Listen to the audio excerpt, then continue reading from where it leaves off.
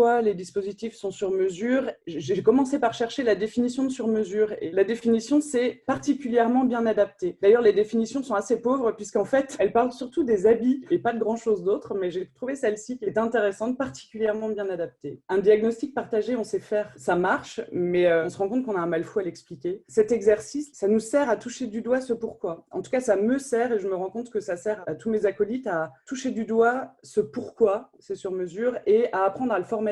C'est vrai qu'on prend énormément de temps parce qu'on a besoin de formaliser tout ce qu'on fait dans un diagnostic partagé. Si je balaye chaque diagnostic qu'on a fait, il n'y en a pas deux qui sont identiques puisqu'en fait, on s'adapte à chaque situation. Pour le client, comme pour nous, en fait, ce serait génial d'avoir un dispositif éprouvé, fiable, clé en main, avec des résultats assurés. Ce serait vraiment rassurant et vraiment autant pour lui que pour moi. Parce que moi, en tant que consultante, j'ai envie de reproduire des choses qui fonctionnent. C'est hyper confortable. Si je réutilise quelque chose qui a fonctionné lors d'une mission précédente, je me dis, banco, ça va fonctionner, mais c'est le piège dans un diagnostic partagé. Donc, ne pas savoir, c'est quelque chose qui est inconfortable. Et en même temps, le problème du client lui-même est assez inconfortable parce que si ça ne l'était pas pour lui, en fait, il n'aurait pas besoin de nous. On est dans un inconfort généralisé au départ. Donc, c'est bien, c'est déstabilisant. Mais la bonne nouvelle, c'est que ce n'est pas très grave. Le dispositif, il est créé en fonction de tout un tas d'éléments. Et le premier élément, c'est l'objectif. Autant on clarifie assez rapidement dans quel but on lance un diagnostic, autant aucun de nous ne sait exactement ce qui va en ressortir. Quand un client se lance dans cette démarche, en fait, il accepte de partir dans l'inconnu, de ne pas tout maîtriser, de, par exemple, laisser les collaborateurs s'exprimer vraiment,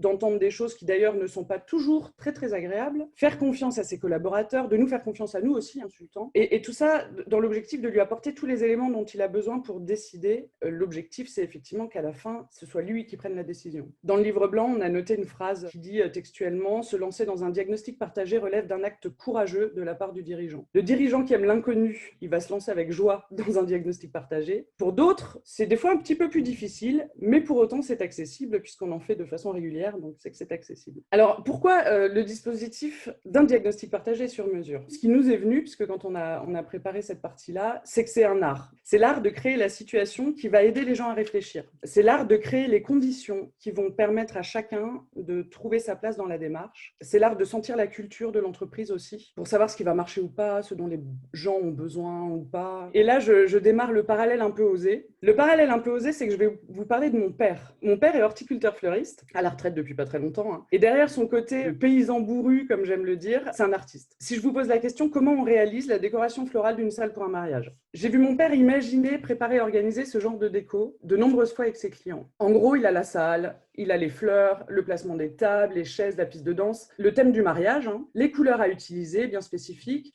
Il sait à quelle saison, quel jour va se dérouler le mariage. Et quand il imagine les compositions florales et la disposition qui se projette avec tous ces éléments dans la mise en œuvre, pour proposer aux mariés quelque chose qui réponde exactement à leurs besoins et leurs envies, il se projette, il construit le truc, il achète son matériel et il commence à élaborer. Et c'est la veille du mariage, au moment d'installer tout dans la salle, que ce qu'il a imaginé prend tout son sens. Et pour autant, ce qui est génial, c'est que c'est aussi à ce moment-là que tous les ajustements se font. C'est là qu'il va raccourcir des tiges, c'est là qu'il va déplacer un arrangement, qu'il va chercher, retourner au magasin, chercher du feuillage ou une plante énorme. En fait, il fait tout ça la veille du mariage en vérifiant avec son client que l'objectif est respecté pour que ce soit magique. Tout ça donne quelque chose de difficilement répétable. Et puis alors, si vous lui posez la question de pourquoi il fait tout ça, en fait, il est assez incapable d'expliquer pourquoi il le fait. Le diagnostic partagé, je finis mon parallèle, c'est un peu pareil. C'est-à-dire qu'on a besoin de connaître le thème, le lieu, la disposition, le matériel à utiliser pour créer le dispositif qui va permettre de répondre au problème initial. Et comme pour une décoration florale, quand on avance dans le dispositif, des fois c'est utile d'ajouter, d'enlever, de modifier une étape, parce que ce qui se passe, le réel, le nécessite, tout simplement. Alors, si je repose la question, pourquoi le dispositif est sur mesure? En fait, c'est parce que le problème est complexe. Quand on fait un diagnostic partagé, c'est qu'il y a un problème qui est complexe à résoudre. Et le mot complexe, il n'est pas de trop, parce que si le problème il était simple, l'entreprise, elle n'aurait pas besoin de nous, elle le résoudrait toute seule.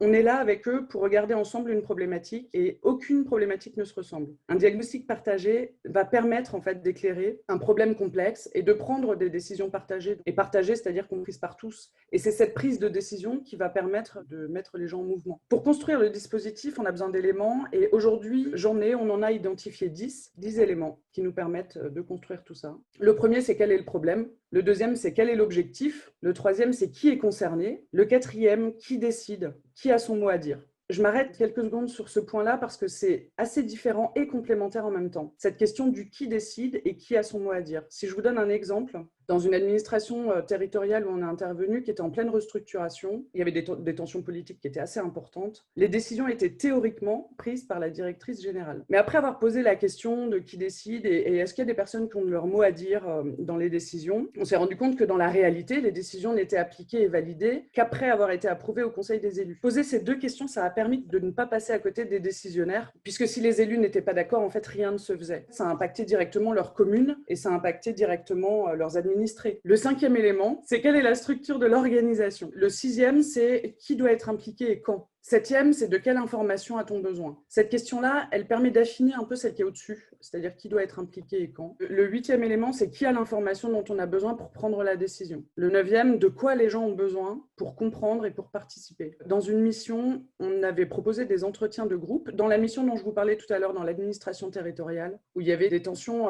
au niveau des élus, mais il y avait aussi des tensions au niveau, parce que c'était un regroupement, une restructuration complète. Et nous, on avait proposé des entretiens de groupe pour permettre de récolter l'info et de commencer à les faire travailler entre eux. Et clairement, le client nous a dit non, mais en fait, ça ne fonctionnera pas, ils ne vont pas parler. Donc, le client a préféré qu'on commence par des entretiens individuels parce que pour participer pleinement, les agents avaient besoin de ça. Et le dernier élément qu'on a identifié, c'est jusqu'où est-ce qu'on veut les impliquer? Est-ce qu'ils ont besoin de comprendre? Est-ce qu'ils ont besoin de s'exprimer? Est-ce qu'ils ont besoin de participer à la décision? Et donc, jusqu'où on veut aller? Je vais finir sur à nouveau répéter cette question qui est pourquoi c'est sur mesure, parce qu'il y a d'autres petites choses qui rentrent en ligne de compte. Déjà parce qu'à chaque étape, on fait un point avec le noyau. Le noyau, il est constitué du dirigeant et de quelques personnes de confiance. Parce que le dispositif ne doit pas être pollué par nos préférences personnelles. Si on arrive à s'en détacher, on est d'autant plus sur mesure et adapté spécifiquement à notre client. Parce que chaque situation, chaque problème, chaque entreprise est unique et qu'en fait, il est impossible de réfléchir seul. On a besoin d'être challengé par le commanditaire, mais aussi par un associé. Il y a trois choses qui parlent des dispositifs sur mesure. Le premier, c'est l'information, parce qu'on a besoin de récolter de l'information. Donc, comment, par qui, laquelle il nous faut. L'autre raison qui explique, c'est le décisionnaire, en fait. C'est qui décide et de quoi il a besoin, qui prend cette décision. Le troisième, c'est les personnes de l'organisation. Donc, quand on parle des personnes, on est vraiment global, c'est-à-dire qui participent, de quoi ils ont besoin, qu'est-ce qui va faire en sorte que le diagnostic va être partagé par l'ensemble des personnes.